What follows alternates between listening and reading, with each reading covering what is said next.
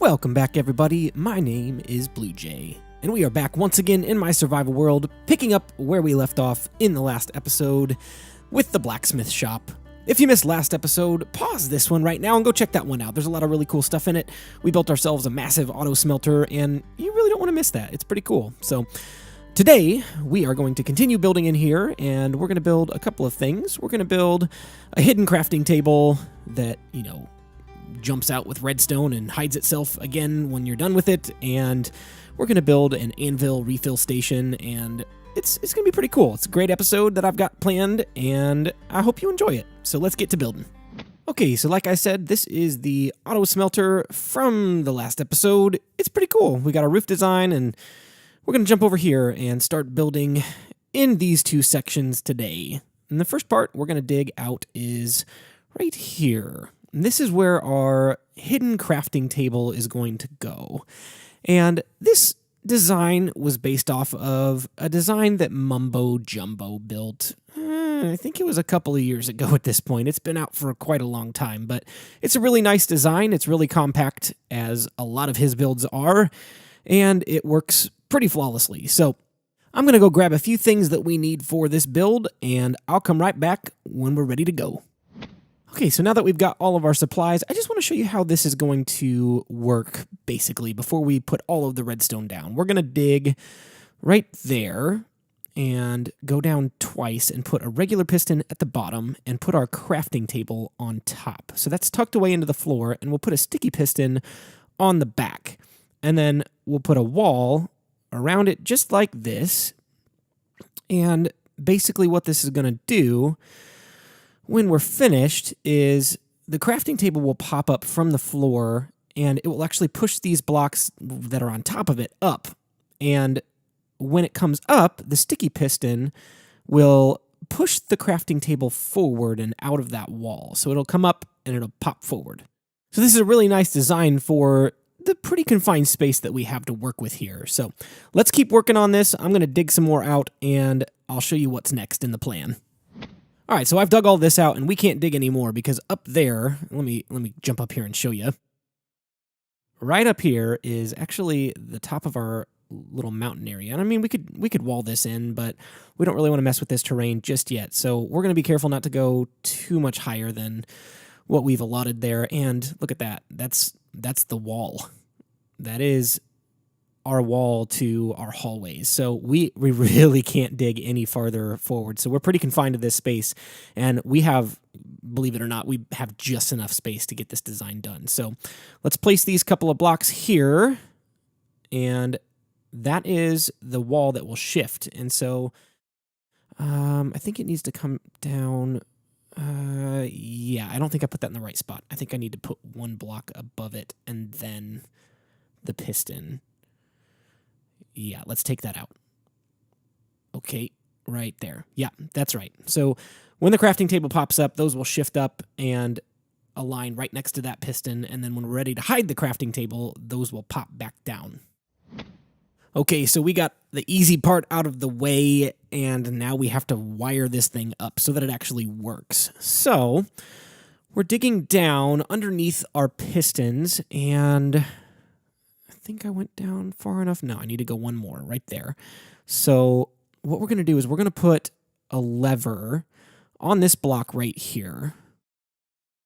There we go. And this is just a test because we're going to have an input that comes in from above, but this is just going to test our signal to make sure it's working. So we flip the lever on, and yes, we have a signal. And we turn it off, and you know what? I don't have any redstone torches, so I need to go back up top and grab some. So let me do that real quick. All right, so now that we've got our torches, we're going to put those in our hotbar, and we're going to place one down right on top of this block right there, just like that, so that it powers the block above it, and then we'll just keep that signal going up. So when that input comes on, it will invert that signal and power that piston. So now we need just to keep going up all the way to the top because we need to have a redstone torch tower that will power our top piston when we're ready for it to come down. So we will put a repeater there, and when that signal is inverted, it will power that repeater and push those blocks down with that piston. It's a pretty Pretty simple concept, pretty simple design, but if you don't know what you're doing, then it can seem a little intimidating.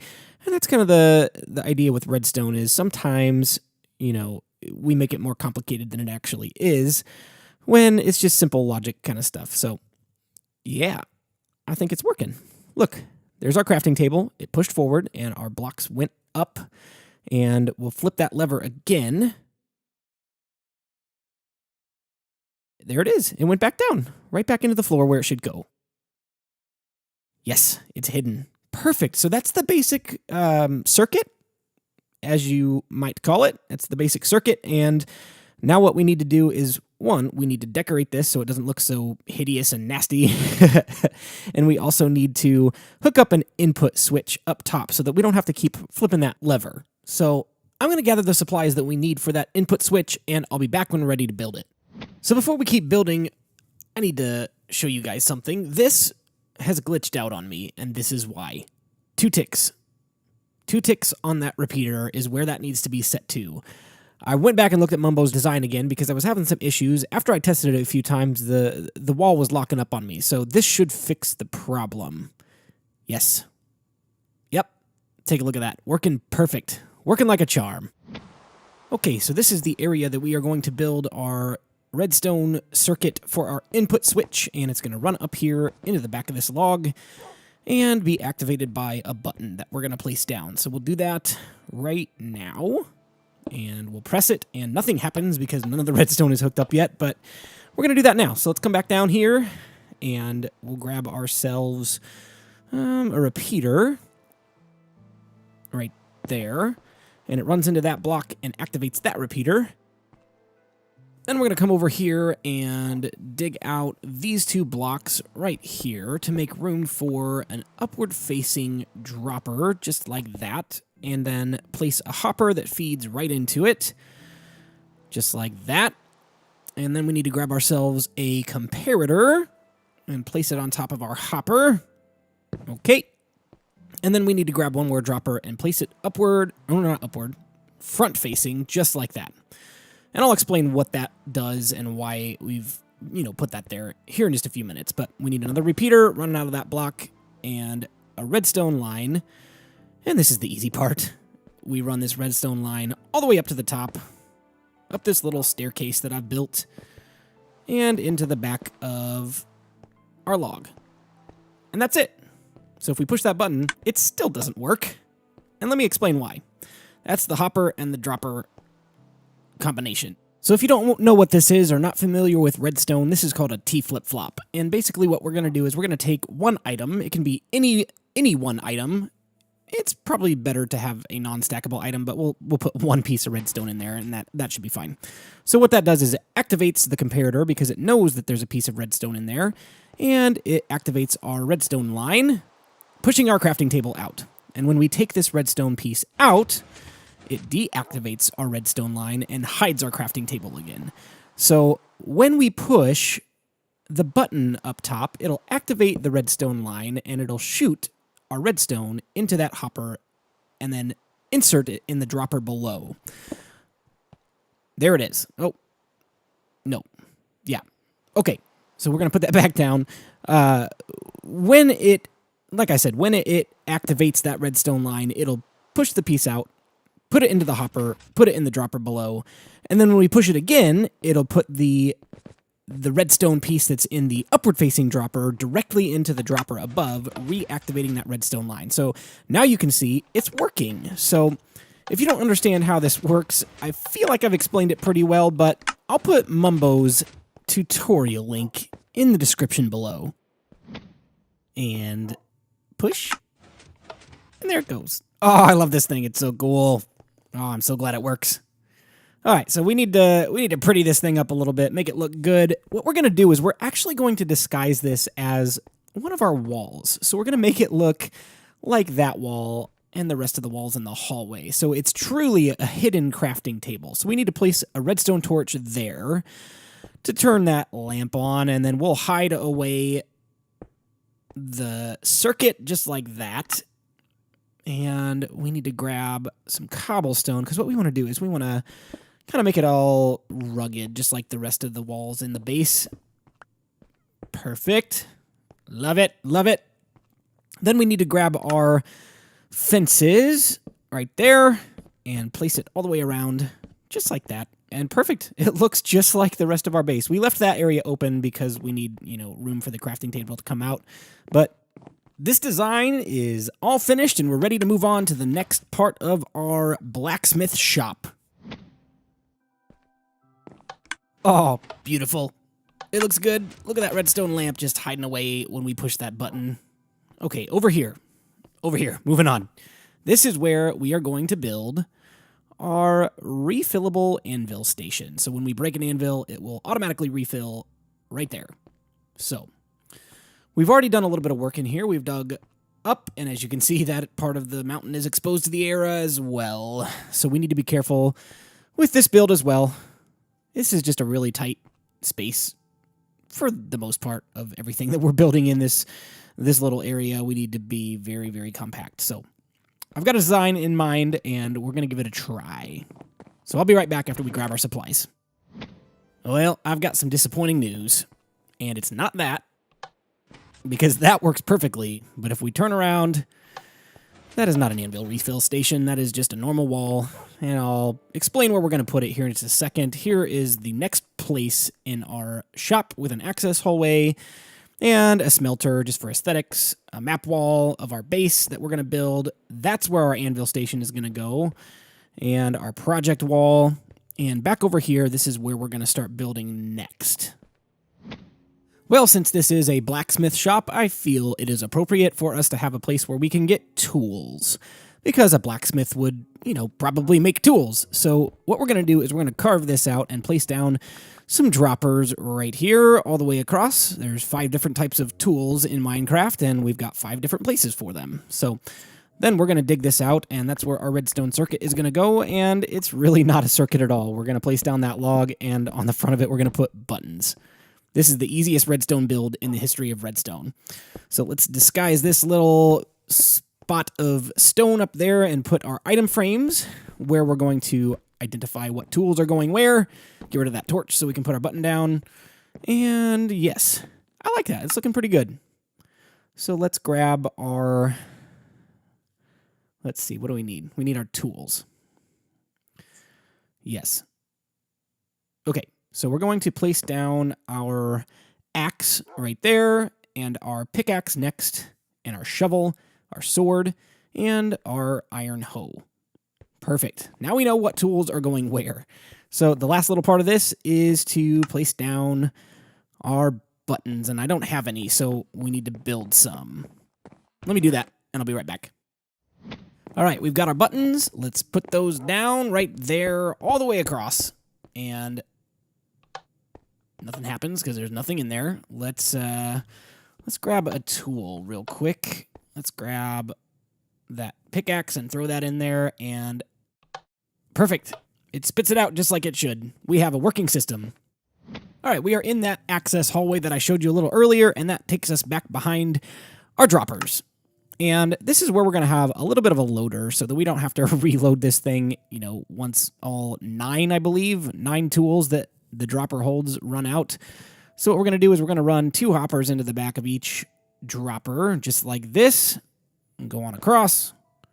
Try not to jump and bump your head on the ceiling. Perfect.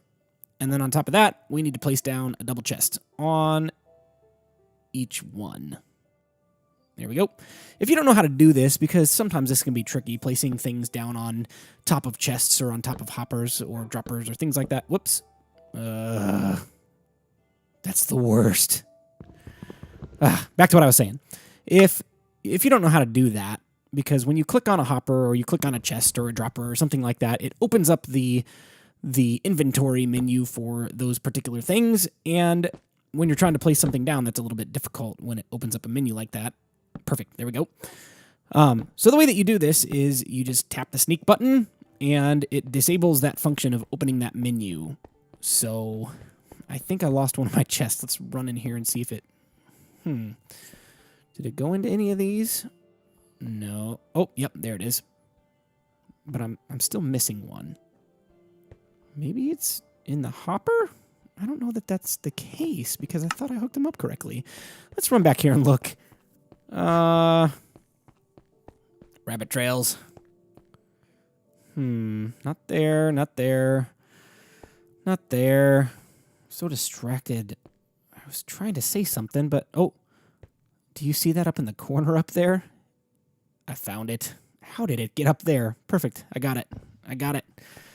Okay, we'll place this last one down. But essentially, when you hit the sneak button over on the right-hand side of the screen, if you do split controls, just like that, and that, perfect, then it basically disables the function of opening that particular inventory menu and allows you to place down items on top of chests and hoppers and droppers and anything like that. So if you didn't know how to do that before, I hope that's helpful to you and helpful in your builds. So now what we do is we throw in our tools in these chests just like this, and we'll, eventually have more than one tool per chest, but we're just getting started and we're just, in the middle of this build. And it'll drop down into the hopper and it'll run into, hopefully, the dispenser where we can get our tools. Perfect. There it is. There it is. There it is. Yes. Awesome. Awesome, awesome, awesome. So now that we've got that all finished up, let's move on over here into the room back here. And this is where we're going to have just a little bit of extra storage in our blacksmith shop. We're going to place down our chests. We can store things like extra tools to reload, our dispensers, or we can store extra anvils for when that system is up and running, or just, little things that we might need in our blacksmith shop. Iron, sticks, things like that. Okay, so back to our anvil refill station design. We've got repeaters, comparators, pistons, stone slabs, torches, redstone torches, that is, and we need to build an observer block. If you don't know how to do that, I'm about to show you. And yeah, let's go do that right now. This is our first chance to use our crafting table in here as well. Oh, I love it. I know I've said it 1,000 times, but I love it. Oh, come on. So we take our cobblestone and place it in the top 3 slots and the bottom 3 slots, and then we need 2 pieces of redstone on the left and a piece of quartz. And there's our observer block. So basically what this does is it detects when there's a change in front of the block. It observes. It's basically Minecraft's version of the Bud block update detector bug that was in the game for a while before they made it an actual feature. And it's a really great feature. I love it. So we'll place that down there, and let's run a redstone line into the back and around the side just to test this out. We'll place an anvil down. Make sure we got a signal. Yep, it's working. Perfect. Okay, so while I continue to build this anvil refill station, I kind of want to talk about the Minecraft community, and it is such a great community. I don't know that there's any other game that has this many people that connect with each other and talk about game mechanics and how to play it, and just like an overall educational learning experience together as a community. And that's one thing that I really love about the game, is it's not like anything else that's out there. So I got stuck on my initial design, and it worked in my testing world, but I couldn't for the life of me figure out why it would not work in my survival world. So I reached out on minecraftforums.net, and a guy responded, a guy by the name of MuddJester, and he has a design that works really well, and he also has this little testing square that you place down anvils, and there's a picture of it on the forum, and I'll put a link in the description below. But essentially what this little tester does is it tells you which directions in your world the anvils actually will fall off of the block below them without breaking. So surprisingly enough, it's only 2 directions in the world, and I don't know exactly what directions those are. I think they're like north and west, but like south and east, anytime you place an anvil on a block, it will break when that block is removed below it. So that's one of the reasons why my initial design didn't work, because it was facing the wrong direction. All right, so I did some work off camera, but I want to show you how this design works. When you've used your anvil enough that it will break, it will send a signal to the observer block, and that observer block will output a signal in 2 directions. The first one being this repeater back here, And up here on top of this slab and on up to the comparator, which will deactivate that torch and retract that piston, allowing our anvil to be pushed forward. And then the signal will come all the way back around and up top and push that piston back down again, down that line. And then on this side, it will send a signal all the way down this redstone signal extender, and it will activate these pistons and push them forward. So then it will allow that anvil to be pushed down into place to replace the one that was broken. So this signal extender essentially will allow the pistons to push forward but not retract so quickly that it breaks the anvil. So they'll sit there for, I think it's like 16 ticks or something like that, and then they will retract and drop the pistons down the staircase. So let's test this out and make sure it works. Awesome. Now watch it retract. Perfect. Dropped into place and ready to go when this one breaks. Awesome. We have a working system. This is amazing, guys. I love it. Okay, so we have expanded our system to where it will hold 6 anvils in storage plus the one out front. So we've got 7 anvils total. So we just placed some anvils up top just for decoration to make this thing look a little bit better, and it's time to button this up because our system is done. It works, but we can't leave all that redstone exposed. We need it to be seamless with the rest of the hall. So we'll place some logs there and stairs all the way across the top. And you know what? Let's get rid of that because we need some sideways stairs. I placed the block in the wrong direction once again. How many times have I done that in this episode so far, guys? If you've kept track, put it in the comments below. I do this every episode. I place blocks in the wrong place. But we'll place these across the bottom as well. And I left those as stone too. So we need to fix that. Okay. Perfect. Awesome. So this is a completed design. Oh, you know what? We need something other than stone under that anvil. So let's, I know we just buttoned it up, but let's break it back open. Because I want to go back here and disable the redstone signal so we don't, send the anvils on down while we take this out. Okay. So let's put a log down there facing upwards. Yes, I like it. And then we'll put our anvil back down, and we'll reconnect our system so we don't break it. Awesome. And we'll button her back up. Perfect. All right, guys. Our anvil station is done, aside from that air that exposed up there, because that looks pretty bad. But we'll fix that a little bit later. Awesome. I feel pretty good about our progress. Unfortunately, I'm going to have to cut this episode short. It's actually not short because we're over 20 minutes. We're about 23 minutes right now, and I don't want to keep working on the last few projects that we have for this blacksmith shop because it would be a really long episode. So we're going to cut it short. I promise, guys, I'm working as fast as I can on it, and this next little episode is going to be the last one we do in the blacksmith shop, and then we'll move on to something else. But for today, I've got to call it a day, and if you liked this video, feel free to drop a like, drop a comment in the comment section below, let me know what you liked, what you didn't like, and what you'd like to see in the future. But for now, my name is BluJay, and I've got to fly on out of here. I'll see you next time. Bye-bye!